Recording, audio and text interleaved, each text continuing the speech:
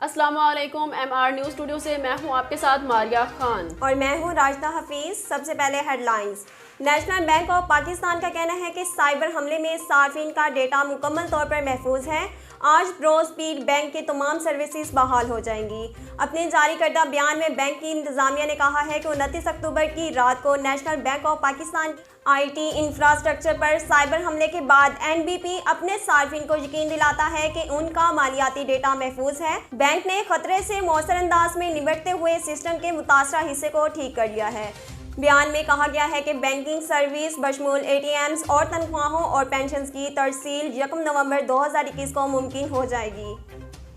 मुराद अली शाह ने कहा है कि हमारी हुकूमत आई तो इमरान खान को क्रिकेट बोर्ड में रखेंगे। वज़ीर आला सिंध मुराद अली शाह ने इस्लामाबाद की एहतसाब अदालत के बाहर मीडिया से गुफ्तगू करते हुए कहा कि पाकिस्तानी टीम और पूरी कौम को मुबारकबाद हो। सुना है वज़ीर आज़म साहब ने कहा कि उनकी वजह से टीम अच्छा खेली। मैंने पहले ही कहा था सबसे आइडियल काम उनके लिए क्रिकेट टीम चलाना है।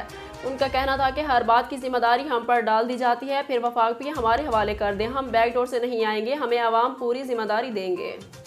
मुल्क भर में गुज़श्ता 24 घंटों के दौरान कोरोना से मजीद 6 अफराद इंतकाल कर गए। National command and operation centre के जारी करदा अदाद-ओ-शुमार के मुताबिक गुज़श्ता 24 घंटों के दौरान कोरोना के मजीद 482 नए केसेस की तस्दीक हुई, जबकि 24 घंटों के दौरान मुल्क भर में कोरोना से मजीद 6 अफराद इंतकाल कर गए।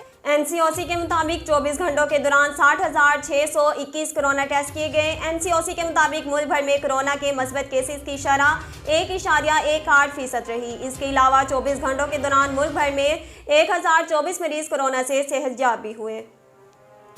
MR न्यूज़ के मुताबिक सुप्रीम कोर्ट ने कराची में कायम नस्ला टावर को 1 हफ्ते में गिराने का हुक्म दे रखा है और 15 मंजिला रिहायशी इमारत नस्ला टावर खाली करने की मोहलत आज खत्म हो जाएगी। आज किसी भी वक्त इमारत को सरकारी तहवील में ले लिया जाएगा।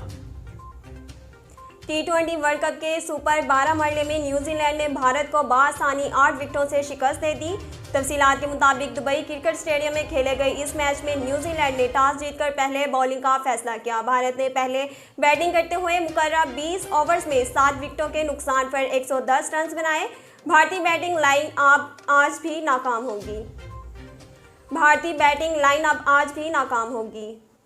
वफाकी वज़ीर बराए इंसानी हुकूक शीरी मज़ारी ने कहा है कि भारतीय टीम खुद को 1 हफ्ते का आराम देने और 2 गेम्स खेलने के बावजूद न्यूजीलैंड से हार गई। तफसीलात के मुताबिक वफाकी वज़ीर बराए इंसानी हुकूक शीरी मज़ारी ने अपने एक बयान में कहा कि भारतीय टीम अंदाज़ा लगाए कि वो पाकिस्तान के हाथों 10 विकेटों की शिकस्त से बाज नहीं आई। शीरी मज़ारी का कहना था कि 3 नवंबर को टीम अफगानिस्तान की अगली कामयाबी के मुंतज़िर हैं।